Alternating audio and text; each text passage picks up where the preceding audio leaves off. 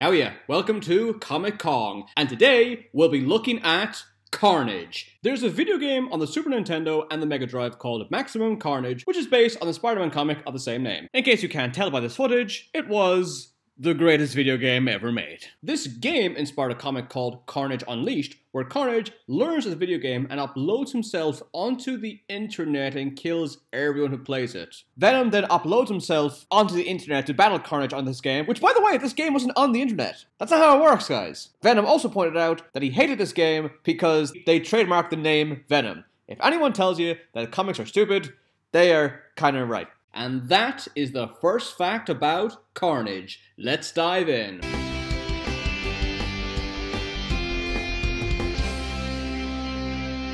His real name is Cletus Cassidy. He debuted in Amazing Spider-Man 344 in 1991. When he was a child, Cassidy killed his dog, his grandmother, and tried to kill his mother. When he was sent to an orphanage, he killed the teacher. Cassidy even killed a girl after she refused to date him. He ended up burning down the orphanage. Cassidy was sent to prison for 11 murders. At the time, he claimed to have killed 23 people. Eddie Brock became the supervillain Venom after he encountered a black gooey alien called the Symbiote. After Eddie Brock lost the symbiote, he was sent to jail. He shared a cell with the serial killer Cletus Cassidy. Eventually, the symbiote found Eddie Brock and bonded with him once more. After Venom left, Cassidy noticed that the symbiote had left a liquid goo behind. This goo was Venom's offspring. When it bonded with Cassidy, he became Carnage. Carnage officially debuted in Amazing Spider-Man 361 in 1992. Carnage can turn his limbs into any shape he chooses. He usually turns his arms into axes, knives, spears, swords, and so on. Everyone forgets just how insanely strong Spider-Man is. Spider-Man can lift 20 tons, which makes him twice as strong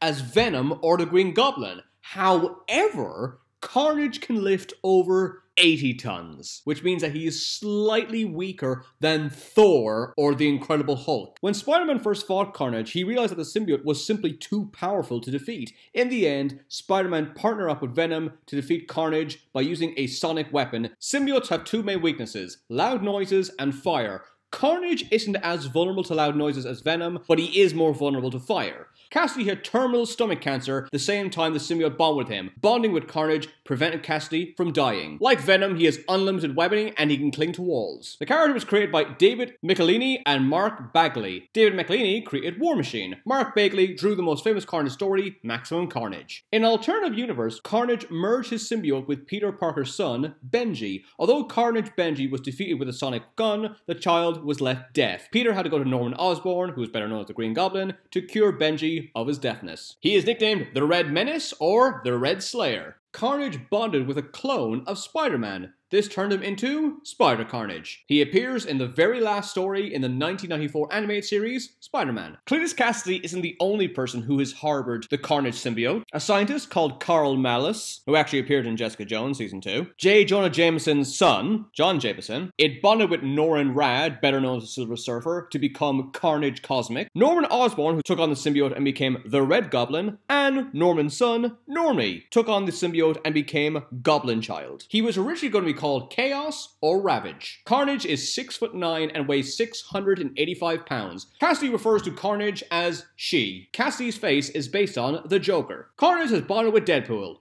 Does that make him Carpool?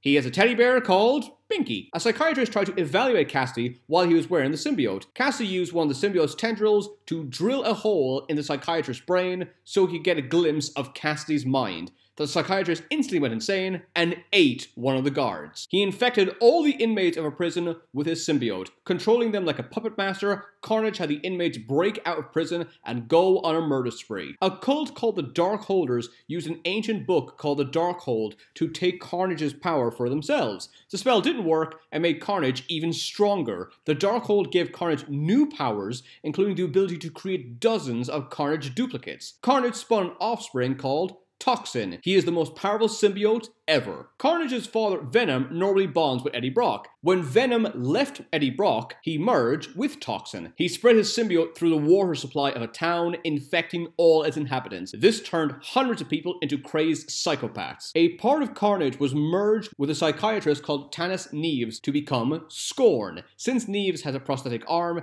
this gave Scorn the ability to merge with and control machines. Carnage merged with several other symbiotes to become a gigantic monstrosity known as Mass Carnage. When the Marvel Universe rebooted in the year 2000, some characters had their backstories drastically altered. In this series, Carnage is a cloned mutation of Peter Parker's blood. IGN ranked the top 100 greatest comic book villains and ranked Carnage at number 90, which is pretty low considering how he's insanely powerful, but it might be because his motivation boils down to he's crazy. He is played by Woody Harrelson in Venom and Venom 2. Jim Carrey was rumored for the role. It's unknown how many people Carnage has now killed, but it is in the hundreds of thousands. His favorite band is a thrash metal group, Anthrax. He often listens to it with his headphones while wearing his symbiote. In recent comics, Cletus has bonded with another symbiote called Grendel. Grendel is tied to the creator of all the symbiotes. He is known as Null, the symbiote god. To cause mass destruction, Cletus is doing everything in his power to bring Null to Earth. I won't go into too much detail about this because Null deserves his own video. So if you want me to do a video about the god of symbiotes, the creator of the symbiotes, let me know and I'll upload it as soon as I can. And finally, in the last episode of the 1999 cartoon Spider-Man Unlimited, Carnage releases millions of symbiotes upon the planet.